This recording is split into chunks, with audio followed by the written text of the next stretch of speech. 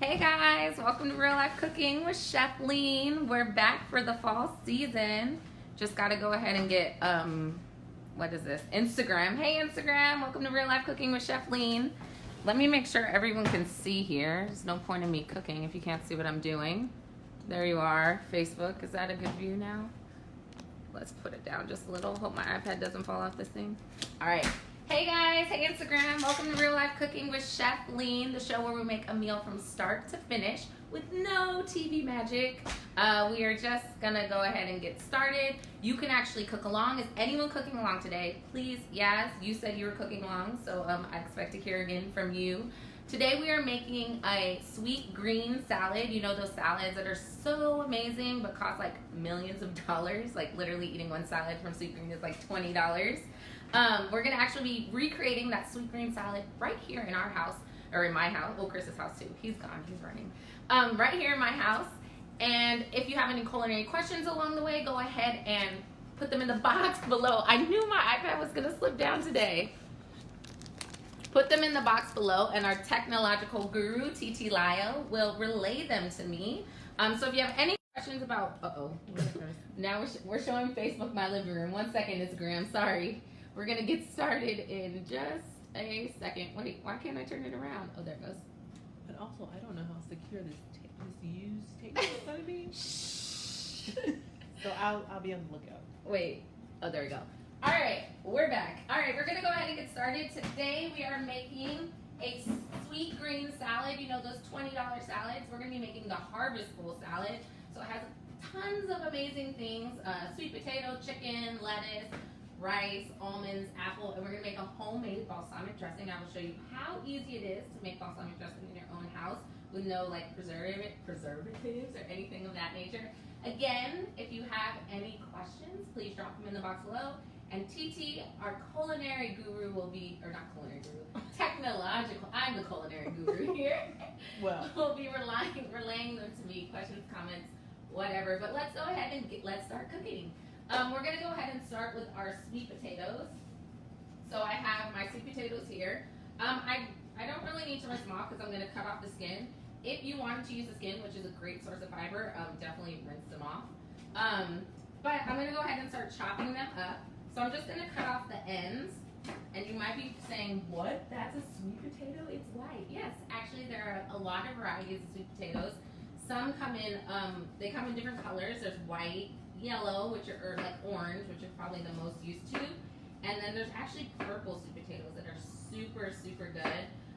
Sweet potatoes are so good for you. They're like, what is it, like a complex carb. So even though it's a carb and it's really filling, it's actually not gonna make you fat. They're actually really good if you need a sweet snack at night. You just pop it in the microwave, cook it for like 6 minutes, and then drizzle some maple syrup on it. And now what I'm doing is I'm gonna cut my sweet potato into planks, just like this, because I want to get a nice even dice. Because what we're gonna do with this sweet potato, and then I'm taking the rounded ends and I'll cut those later. Take the nice pretty ends first.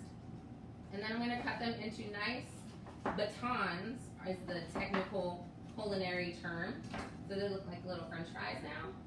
And then I'm going to turn them horizontal again and then just make nice little chunks. Chunks is not the appropriate word when you're talking about food. Nice little square pieces, cubes, there we go. And then I'm gonna take the ends because it's a little more difficult to cut the ends, so I wanna do those by themselves. Again, when you're chopping, just a quick little thing, make sure you're rotating your knife. Question? do the different colored sweet potatoes taste different, or do they taste the same? They do. The different colored sweet potatoes definitely all have different distinct flavors. These right here, the orange ones, they're gonna be the most, actually no, that's why. The purple ones, which are hard to find, are gonna be the most sweet. I actually had them in a restaurant once and it was almost just like eating candy. These are gonna be the next sweet after that, and then these are actually, the white potatoes are gonna be the less least sweet, but they're also gonna be a little more crumblier in nature. They're gonna be a little more dry. But I think it's kind of fun when you're making salads. You know, salads aren't the most fun to eat, so it's kind of fun to make it beautiful, to make you more excited about eating it. So if you have more colors, I don't know, something about you eating with your eyes first, you might be more excited to eat this salad. But don't worry if you only can find one kind. It's totally acceptable. So I'm just doing this with my second potato here. Now, these sorts of salads, I told you guys, I wanted to talk about meal prep a lot. So these sorts of salads are great because you can meal prep all these items, keep them in separate Tupperware, and then just throw together a salad whenever you want. You can also, as I'll show you later, just pre-package your own sweet green salad at home, and then you won't be spending $20. Probably, I went to 2 different stores because I always forget things when I go to the store for shopping for this. But I think I spent maybe around $30 for all of the ingredients. So $30, and I'll probably be able to make at least 4 salads. Like, you do the math, because that's not much of a soup. Where's Christopher when you need him? So I'm gonna roast these. Question? No, 7. 7. 7 is some change. Oh, 7. Oh, 7. All right.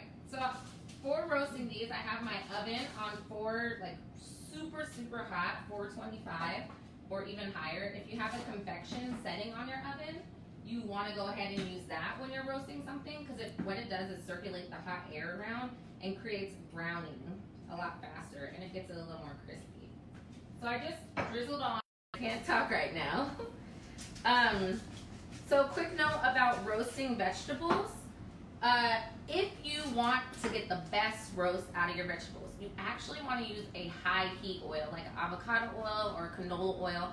Olive oil is not the best high heat oil. It actually like kind of ruins a lot of properties of olive oil, but avocado oil is really expensive and canola oil is not that great for you. So I sacrifice a little bit of the crisp sometimes just for like some health benefits. Now I want you to see a lot of the, like one of the main excuses that I hear about not cooking for ourselves is that it takes too long. So, quick tip, when you cut things smaller like this, they cook faster. So it takes a little bit more effort maybe to cut them into a smaller shape, but they're gonna cook a lot faster. Let me rinse off my hands of this olive oil, or actually let me just grab a paper towel. Let me go ahead and put these in my oven, and these will probably take anywhere from 15 to 20 minutes. Side note, even if they're not cooked all the way through, you can eat sweet potatoes raw, if you didn't know that. So it's not like the end of the world if they're still a little crunchy. In fact, that might add something to your salad. Who knows? All right, the next step that we're gonna wanna do is cook our chicken. Now remember, this is a show where I do everything from start to finish. So of course, why would I take out the chicken out of the package? I want you guys to see me struggle opening this chicken right now.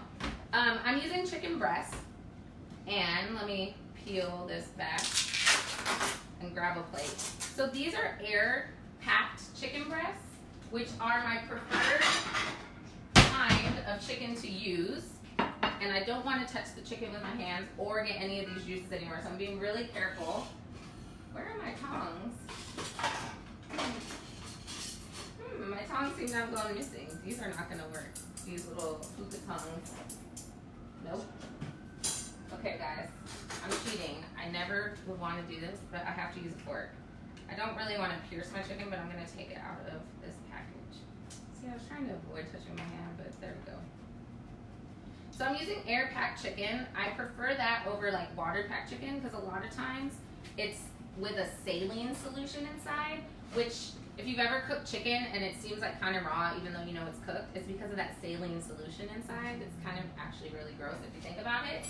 So I am using air-packed chicken, organic chicken of course, and what I want to do is go ahead and pat off my chicken breast because I want to get a nice sear, a nice color. The sear not only makes your eyes be more hungry when you're watching it, but it also is going to create more flavor. More color equals more flavor, so you want to get a nice sear on your chicken. And all I'm simply going to do is season my chicken with some salt. Salt. Season from higher to look cool and make a mess. No, it really helps distribute the salt better. Question? I know you've gone over this in previous episodes, but can you go over why you don't wash your chicken again? Oh, the discussion of a lifetime. So I don't personally wash my chicken because washing your chicken is just going to spread this potential for salmonella, because not all chicken has salmonella, but it spreads the potential for salmonella all over your sink. And if you are like me, in a small kitchen with only one-sided sink, that's just a risk I don't really want to take. Like, I wash my vegetables in there, I wash dishes in there, so I don't really want to spread all that salmonella. Also, chicken, if you get the air-packed chicken, it's not dirty. Like, and washing it off in water, what do you think that's really doing for you? Maybe if it has that saline solution and you're used to that flavor, maybe. But I don't think it's really necessary to wash off your chicken. I hope no one has any qualms with that.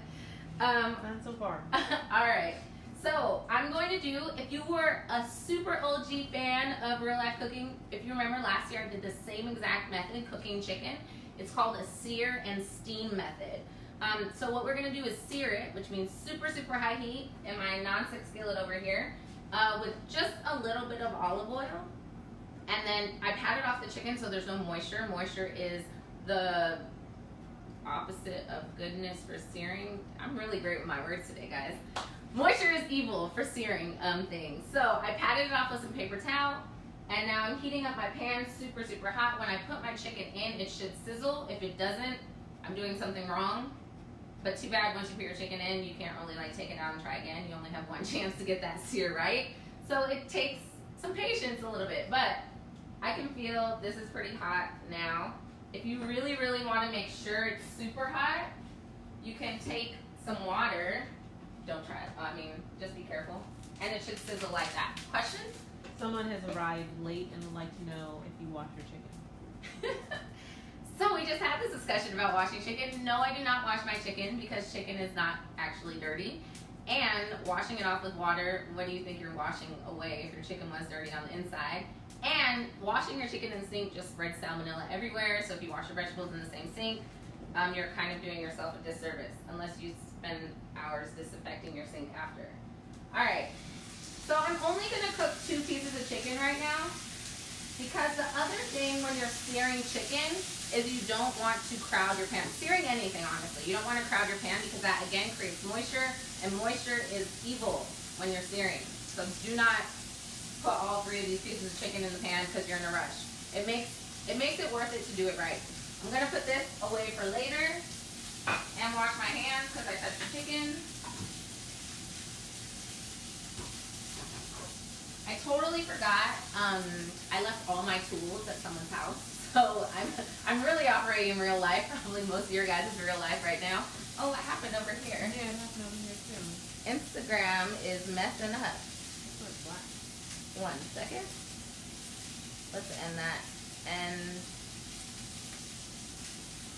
sorry, guys. Alright. Checking connection. Oh. Hey, Instagram. Sorry, I'm back. Welcome to Real Life Cooking.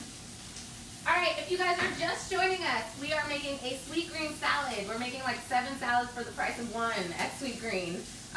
Right now we have some sweet potatoes roasting in the oven at a very high temperature of like 425. And I have some chicken searing in my non-stick skillet over here. We patted it off. Just season it with salt and pepper. Actually, speaking of which, I want to season the other side now. This has probably been in the pan for about 2 minutes or so. Again, season generously. Do not be afraid of salt. I think that's number 1 mistake of a lot of home cooks. You're afraid of salt. You're not going to get high blood pressure because your food is seasoned. You might get high blood pressure if all you eat is Doritos, so. Question. Why do you use fresh cracked black pepper as opposed to pre-cracked black pepper?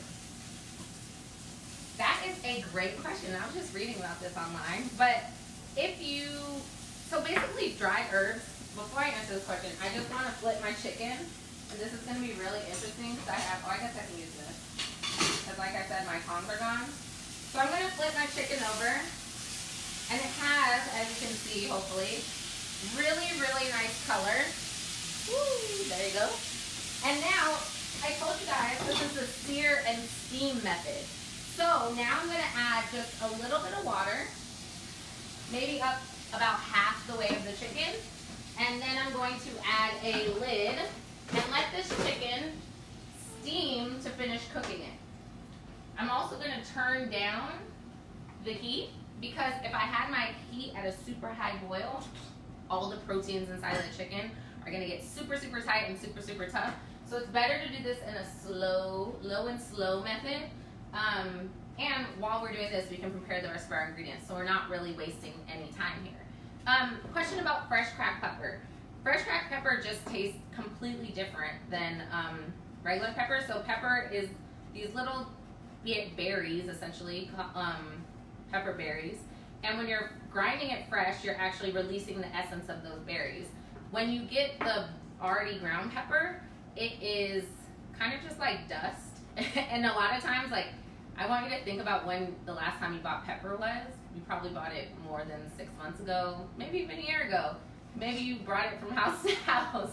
And the longer your dried spices sit in your cabinet, they just really end up tasting like dust. When you are freshly grinding pepper, you're really releasing that essence of the pepper. So that is why we grind our pepper fresh. Just don't use too much like the guy on Chopped who just happened to get chopped before me. So sad.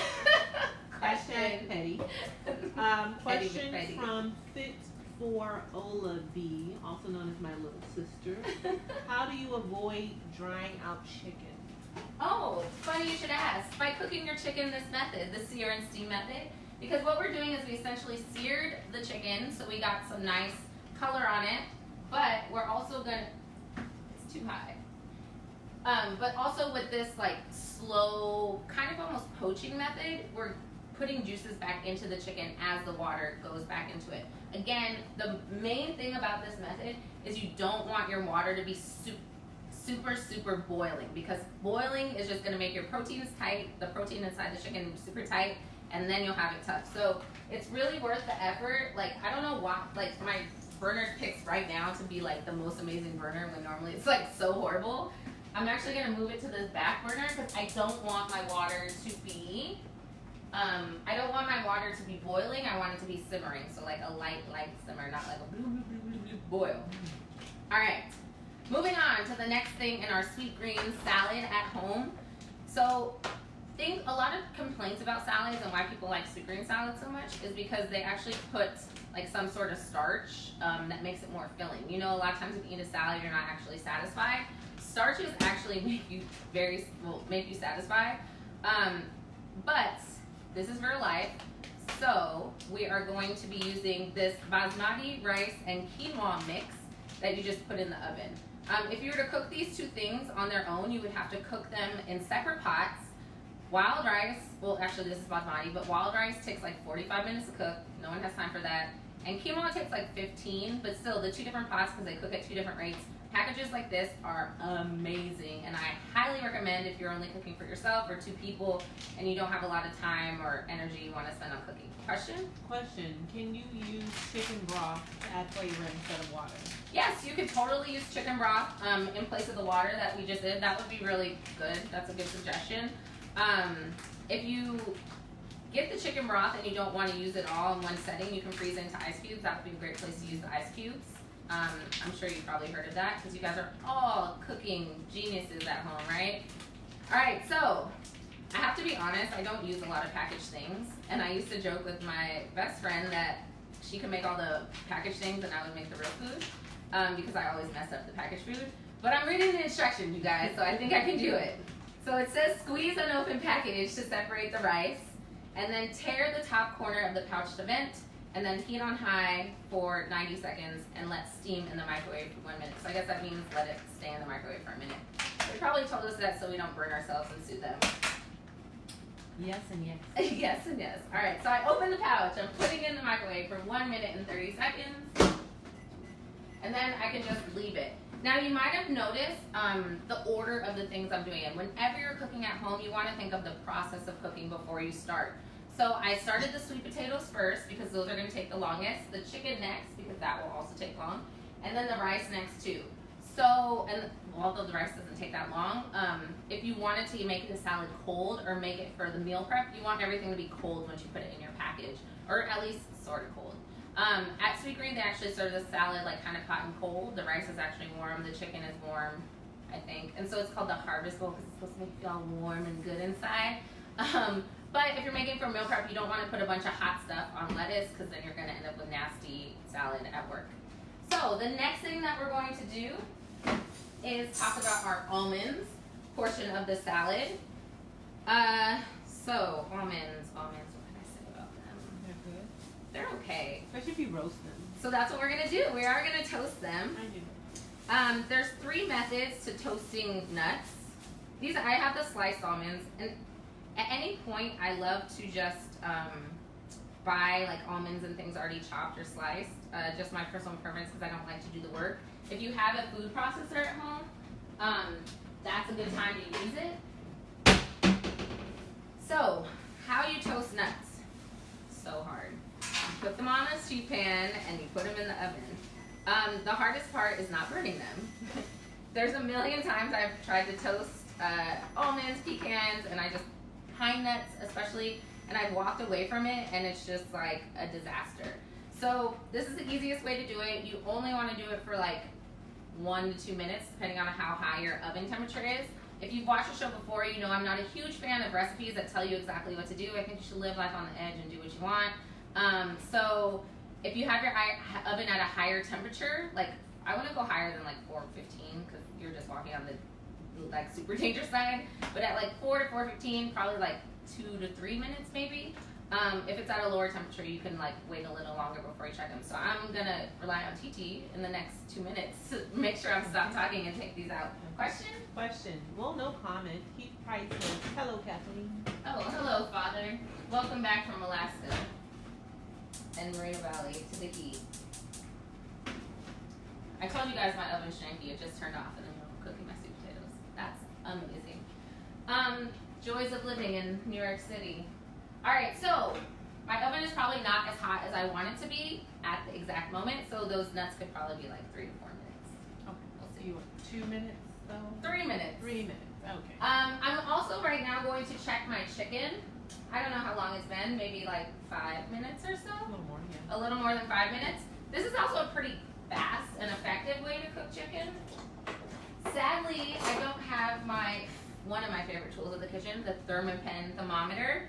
It's super easy reading, it's super quick. I have just like a regular one, which is totally fine if this is what you have at home. I'm not shaming you. But good cooking, I'm not. But good cooking, be a good cook, you should have the right tools, right? You don't want to be hammering with a saw. So, but this will tell the temperature. The Thermopen is just a little better. So I'm going to temp it from the side. Anyone remember what temperature we're looking for when we're cooking chicken? 1 something. Very good, 1 something. All right, we're looking for a temperature of 165. I was going to say 160. See, my Thermopen already would have told me if it was at 165. We're at 129, 130, 131. This is so slow. But how long do you leave it on there? How do you know when it's done? When it stops moving? Oh yeah, when it stops moving. This is probably still needs more time because it's like at 130. It's like 134 and it's going pretty slow. Like normally if it's like at temperature, it'll be like up there pretty quickly. Also, you always want to temp the bigger piece of chicken, obviously, or maybe not so obvious, because the bigger chicken is going to take longer to cook. So I'm going to put the lid back on this because it's definitely not done and put it back to the back of my burner.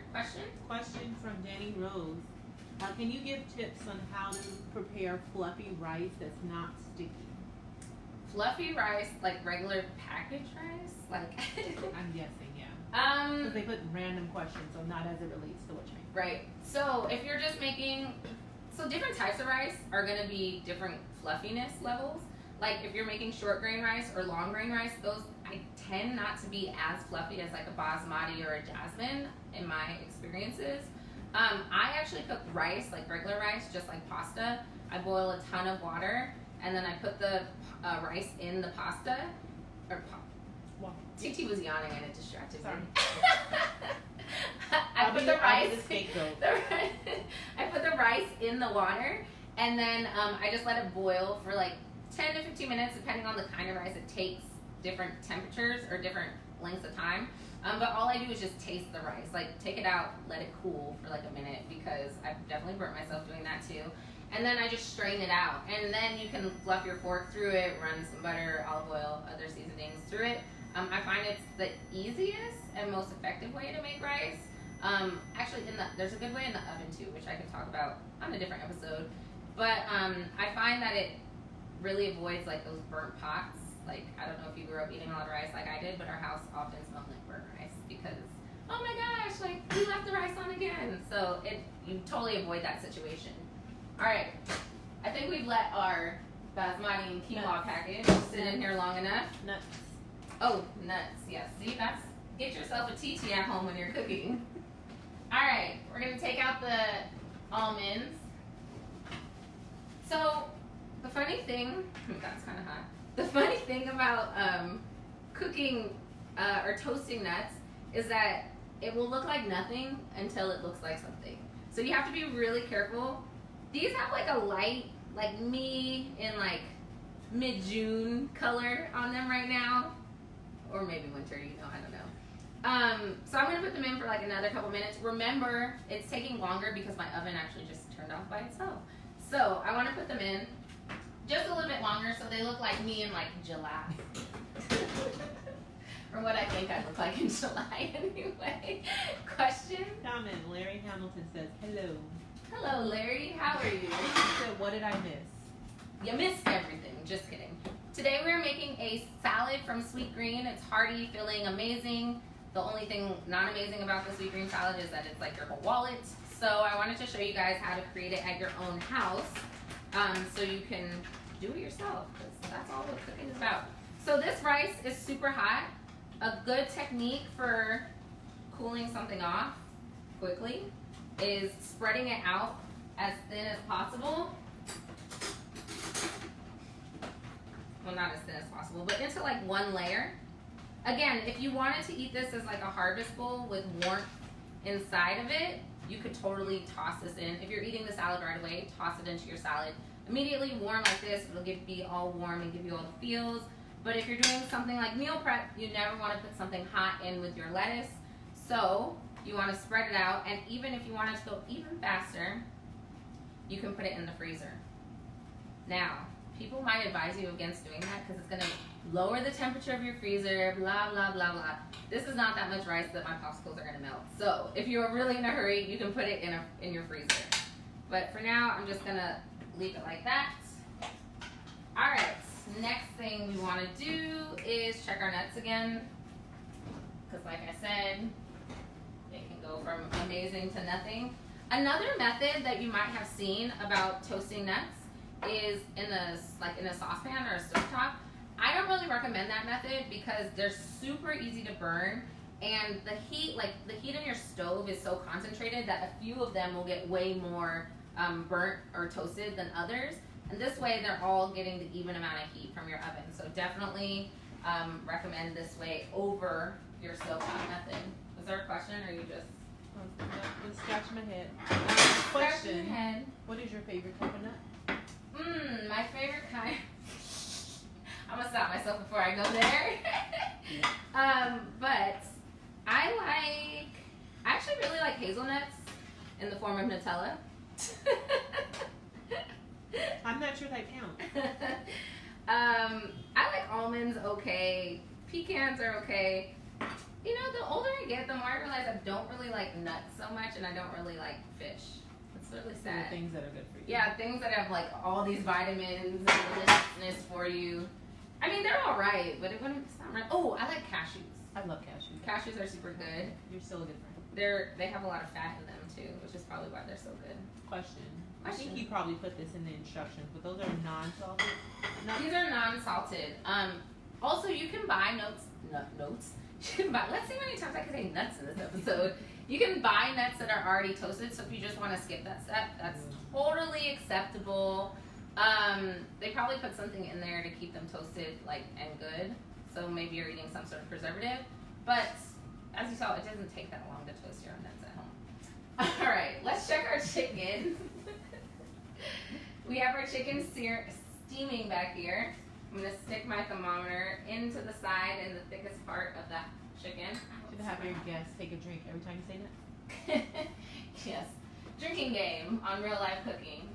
Actually, that might be fun. Maybe we should do that one time for an episode. TTS take a shot every time I say it. Every time I say it. Just kidding. All right. So we have. I'm going to bring this over here, and I'm going to bring over this kale. And my chicken is at 162. So probably like another couple minutes, and we'll be right there.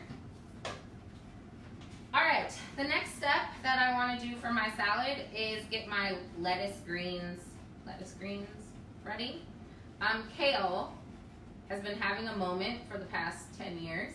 Question from my sister again. What did you season the chicken with, and can you use any additional seasoning besides salt and pepper? I added that. Yes, I season the chicken with salt and pepper. That's all I season it with. But you can totally feel free to get creative with whatever seasonings you want to use. A lot of times I'll put garlic powder, and I like Creole spice a lot. That adds like a nice flavor. Almost any one of those like all-in-one seasonings are pretty good too if you're not too like avid around the kitchen, because it's just you don't have to buy every single spice and it tastes pretty good at the end. Before I continue with that, so if I were doing this at home and not for you, or I am doing it at home, but if I was doing this for myself and not for you, I would be doing this at the sink. So basically I have a big pot of water and I just dip my kale in, because kale and other lettuces can like hold a lot of sand in, because they're from in the ground, surprise, can hold a lot of sand, and the best way to get rid of that is just to let it sit in a big thing of water and then just like pull it out. And then this kale isn't so dirty, but you can actually see the sediments fall to the bottom of the water sometimes. And if it's like super dirty, sometimes I do this up to like 3 or 4 times, because that's the last thing you want to eat is sand, unless you're maybe a child at the beach, maybe it tastes good, or you're iron deficient. I always wash my kale, always. Yes, kale is something you definitely always want to wash. If you get your like romaine or butter lettuce, like not in a packaged section, but like in the fresh section, definitely want to wash it then too. I mean, you definitely want to wash it all the time, but sometimes I cheat for myself when it's in the packages. Question? So two questions. What are you making? And second question, can you wash all of your greens at once before you plan on using them, or should you only wash them when you're about to use it? You can definitely wash all your greens all at once. I actually recommend that. So say you bulk grocery shop, unlike I do, because you like to plan for your week and you don't need everything fresh because you're not necessarily a chef. Definitely when you get home, if you can, wash all your greens just like I showed you. And then the other important thing if you do that is to dry them super well. So I used to really not like salad spinners. I thought they were kind of like a waste of space, a waste of time. But lately I've kind of been into them. I don't personally own one because of lack of space, but they really get your lettuce greens super nice and dry. And kale actually could probably last in your fridge in a Ziploc bag with a little paper towel for like 2 weeks almost. It's that hardy. Other lettuces, not quite as long. Like a romaine you can wash, but I wouldn't recommend cutting it until you're about to eat it, or tearing it until you're about to eat it. Because as soon as you cut it, it starts to get bad. That's why I also don't recommend buying lettuce already in prepackaged, except for a few exceptions. We'll get into it in a second. Question. How long did you say we were roasting the potatoes for again? We're roasting the potatoes for like 15 minutes, but again, everyone's oven is different. Sometimes your oven just turns off in the middle of it. So it's kind of up to your judgment, right? So you want to check on them, which actually I should probably check on them. But honestly, you can't really, you can't, okay. I was like, you can't really overcook, but then I was like, maybe you can. But the only thing that will happen is they either get burnt because your oven is too high, or they'll get a little bit too mushy. But they'll most likely still be edible as long as you don't burn your house down. All right, I have 2 different kinds of kale here. We are making a harvest sweet green salad. I have red kale, which apparently is the same nutrition as the green kale. It just looks a little prettier and it's a little more delicate in flavor. So if you don't like kale, try red kale. Maybe the flavor will be lighter and you'll still want to eat kale. And I removed the stems from the kale. These are not really that great to eat. They're great to juice or like blend in your blender with some water and then strain it out and you can drink like the kale juice, but not really to eat. All right, so I have my lettuce greens here, well, some of them. Now, since I don't have a salad spinner, actually I'm gonna turn off my chicken. I know, oh, I turned off my oven. I'm actually gonna turn off the chicken. I'm pretty sure that's done. Since I don't have a salad spinner, I wanna take these and really dry them off. The other thing of why you want your salad greens to be super dry, even if you're not storing them, is that they'll hold the salad dressing a lot better. Salad greens that are wet are just the salad dressing is gonna drip off and it won't coat and be as delicious.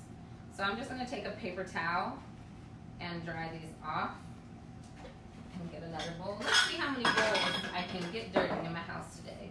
When I was little, my mom would wash romaine and just leave it on the counter, and then I would like come by and eat it, and she would just leave it on the counter for, I don't know, maybe like an hour or two, so then it would just dry off on its own. Maybe that's why I don't believe in a salad spinner, because we didn't have one growing up. She also wanted you to eat the romaine. Yeah, she did. Good trick, Mom. Alright, so I'm just gonna dry these off. Now, so you guys can see. As you can see, I'm handling this kale like pretty roughly. If I was using a more delicate lettuce, like a butter lettuce or microgreens or endive or something like that, I would not be pressing down on it like this. This would not be a great effective way to dry those sorts of delicate lettuces, but kale is like super hardy. Actually, if you've heard of massaging kale, that's really how you get the dressing inside. So this is an okay method for kale. Question? How do you dry those delicate leaves? In a salad spinner, or like literally like shaking them off like this, like one by one, or like lightly patting them, not like how I was just doing with the kale, like I don't know what this is called, this method right here. Don't do it, don't do it to your delicate leaves. Alright, so my kale is washed and cleaned. Now I'm gonna put everything back into this bowl to make my lettuce mix. So, oh, let me check my sweet potatoes.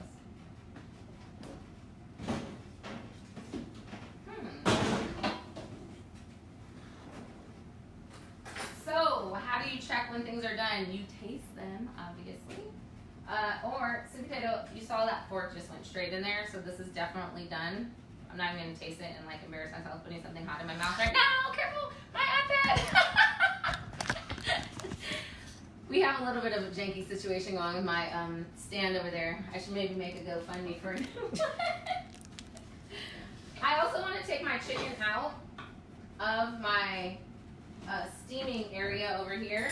I'm just going to put it on the same plate as my quinoa and rice mixture.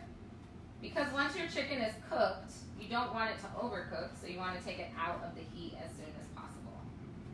So put that there. What do we have? Alright, the exception to my rule, when we were talking about lettuces that can be bought in a box, arugula can be bought in a box, romaine spears can be bought in a box, butter lettuce can be bought in a box, just not like romaine or spinach can be bought in a box, just not like romaine or, what else? Iceberg. If you're using iceberg, don't buy that in a box. Don't buy iceberg. Don't buy iceberg. Sometimes there's a place for iceberg. I like iceberg a little bit. Like with blue cheese and tomatoes and bacon. And a nice wedge salad. Alright, and then I'm just going to tear, if you like yourself, you want to tear your kale into smaller pieces because you don't want to be at lunch like hanging kale out of your mouth. Question? A comment from Chris Coy.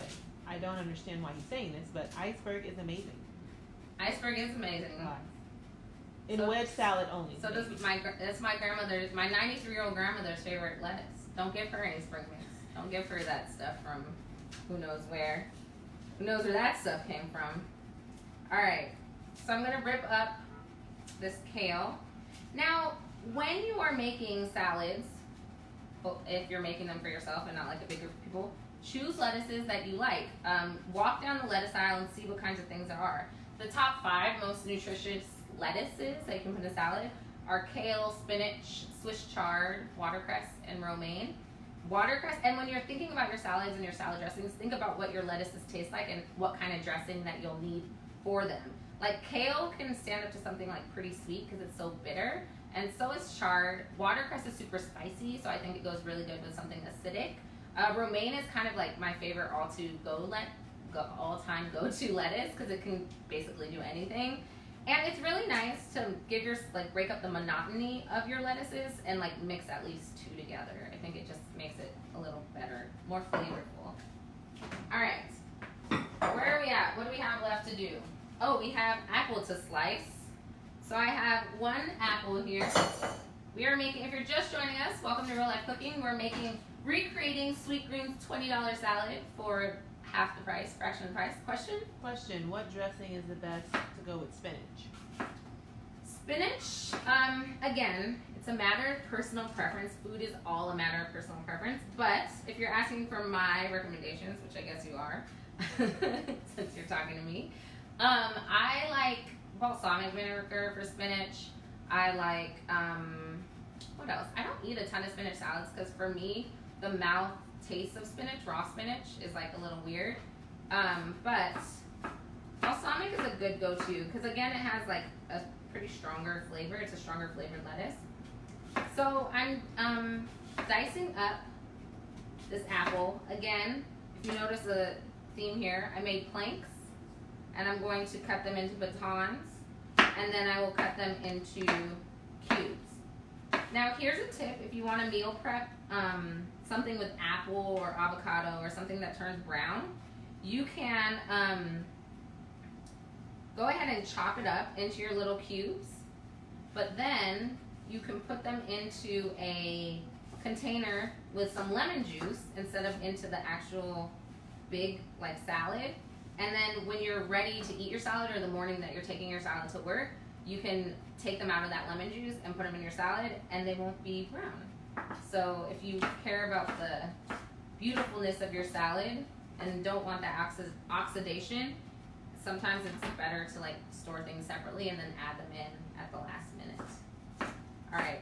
Oh, you know what else I want to do? I want to turn off the oven so it's not 1,000,000 degrees in here. All right, cutting this into cubes.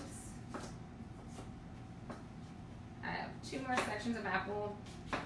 Fall, I'm sure you guys know, is apple season. My personal favorite apples are Honeycrisp apples. They also are like the most expensive. Mm-hmm. They cost like, I think it was like at least $1 each. So this is a nice gala apple. But sometimes I feel a little insane, like $6 for 4 apples. So today I didn't feel like splurging. I just got the gala apple. Question, after you take the apples out of the lemon juice, will the apples have a lemon taste? They'll have a slight lemon taste, like it's sitting in something with lemon water in there. But it won't taste like just straight lemon, depending on how many days. Like, I would say that's a good method for up to like 3 days. Maybe after that, your apples will also start to lose their crisp too. So 3 days is good. All right, we have all our elements. We have our sweet potato, we have our chicken, we washed our lettuce, we cooked our rice, we toasted our almonds, we diced our apple. Actually, while we're sitting here, because apple, these things will actually oxidize like right in front of your eyes. I'm gonna actually do the method. Another thing someone taught me is to put them in a little bit of Sprite or ginger ale. I don't use that method as much because I normally don't just have Sprite or ginger ale on hand, but try it out. Let me know how it works.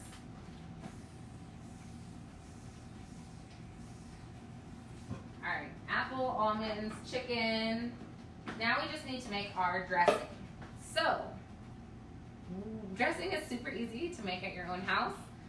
All you need is an acid, oil, some sort of allium, and then any other flavors that you think might be good with it. So this is where you can express your creative culinary masterpiece here.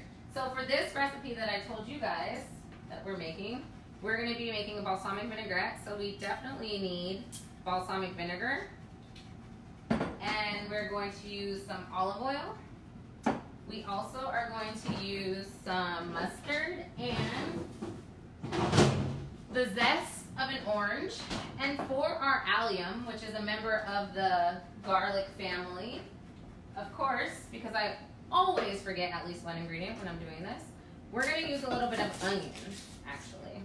So what I'm going to do is take my onion or your garlic if you're cooking along with the proper ingredients that I told you to buy, and you're going to microplane it or super finely chop it My favorite microplane is in my bag of tools with the, so I'm gonna use this grater. But I like to grate it even when it's onion because it makes it nice and thin and you get that spicy flavor, but you're not like eating chunks of onion. Question. Can you go over alliums again? Yes. Alliums are members, are root, they're like roots. So like onions, leeks, garlic, shallot, any one of those are like a good addition to a vinaigrette because it adds that nice like spicy background. Shallots are gonna be a little sweeter. Garlic is gonna be probably the most pungent. If I use onion on purpose, I normally like to use red onion instead of white onion, but it still will do the same job. So I'm gonna maybe use about like a tablespoon of this onion. Actually no, like a teaspoon of this onion. But honestly, there's a method, but there's no real like measurements to making vinaigrette. Shout out to Titi who's holding up the iPad, by the way. Don't worry, we're almost done. All right, so I'm gonna add in some vinegar. Now the method is about 1/4, like of however much, so like maybe 1/4 of a cup of vinegar to maybe about 3/4 a cup of olive oil. So 1/4. I don't know what the math is, like 1/3, 2/3. If you like things more acidic, I can't think because my arms are falling asleep. If you like things more acidic, go ahead and add in more vinegar. If you like things less acidic, add in add in more oil. We're gonna use some mustard here, which is gonna be the emulsifier, which is gonna help the vinegar and oil become friends. You know, the separation that you get.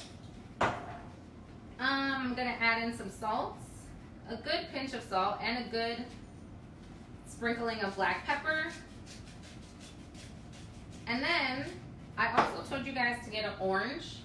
I really like orange zest inside of balsamic vinegar. It really adds like a floral, nice dimension. It makes it a little, I don't know, just try it and let me know how it is. Let me know how your life changes once you've done it. Can't even really describe it. You don't need a ton of zest. Zest, a little goes a long way. So I did like 3 little pieces of orange, I guess. Notice I didn't keep zesting forever, so like this is not super white. It's still a little orange. If you zest all the way to the super white, then you're gonna get a bitter taste because the pith of the orange is super bitter. All right, now let's add in our olive oil. If you've seen the show before, you've seen me make dressing before, but I did it the hard way, or a harder way. I actually emulsified it by stirring in the olive oil super, super slowly with the mustard.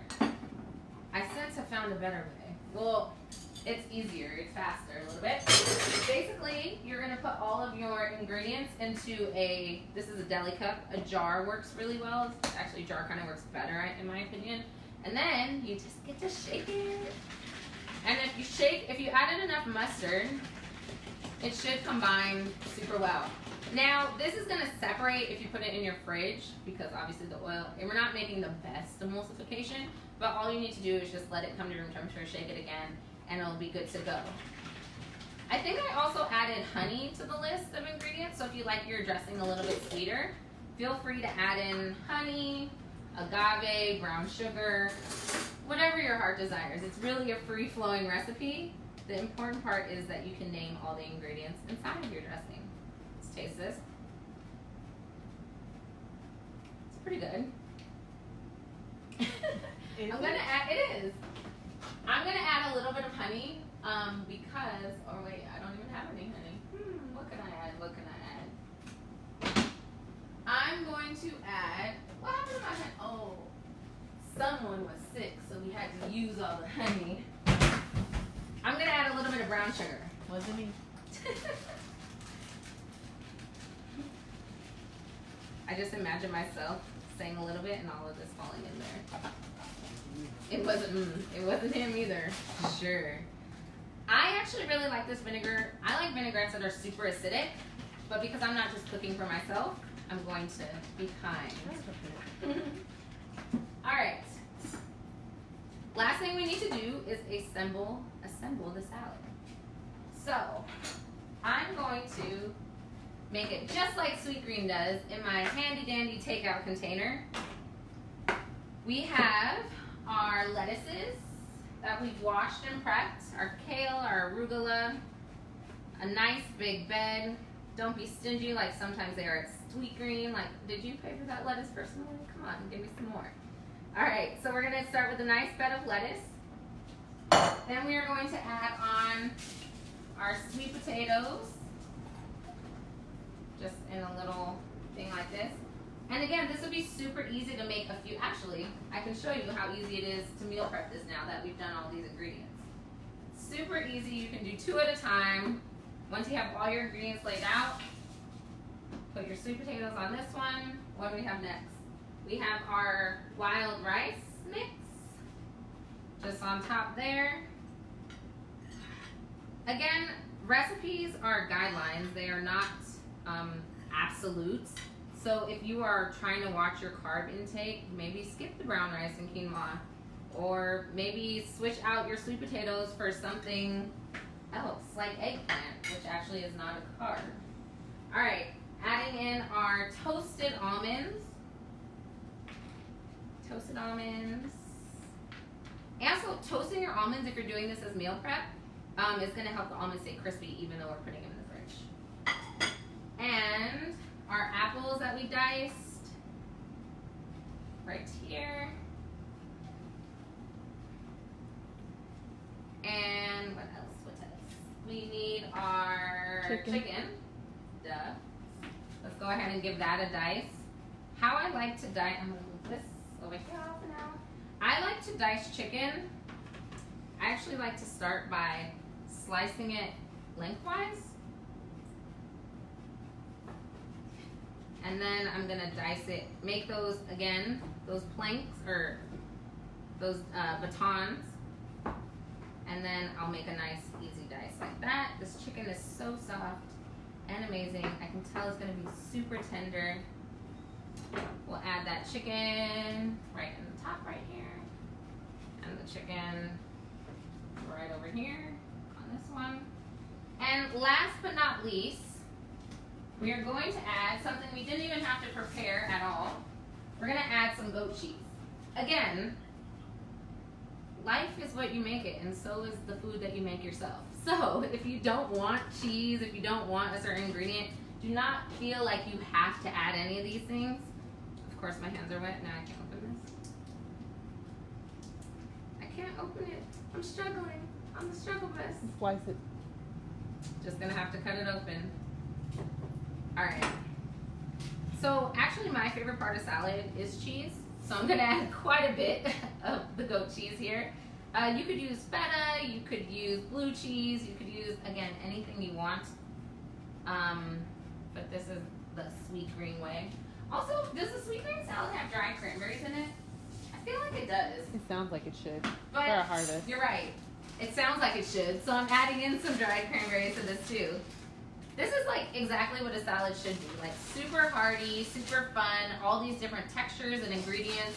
Whenever you're building a salad, like you want to think of it that way, like just combining different greens, starches, proteins, crunchy and creamy elements. And then of course, topping it off with our salad. If you are making this for meal prep, do not dress your salad before you take it to work. Put your dressing. The best way I find, if you don't have tiny little containers, the best way is to put it in a little Ziploc bag and then put the Ziploc bag right on top of your salad, cover it up.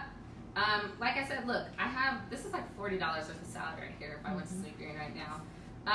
Thank you guys so much for joining me on Real Life Cooking tonight, making our Sweet Green Salad. I will be back in 2 weeks with a special guest, Chef Chris. He is from the Bahamas and we'll be cooking up a lobster and pasta cream sauce and a Bahama Mama cocktail.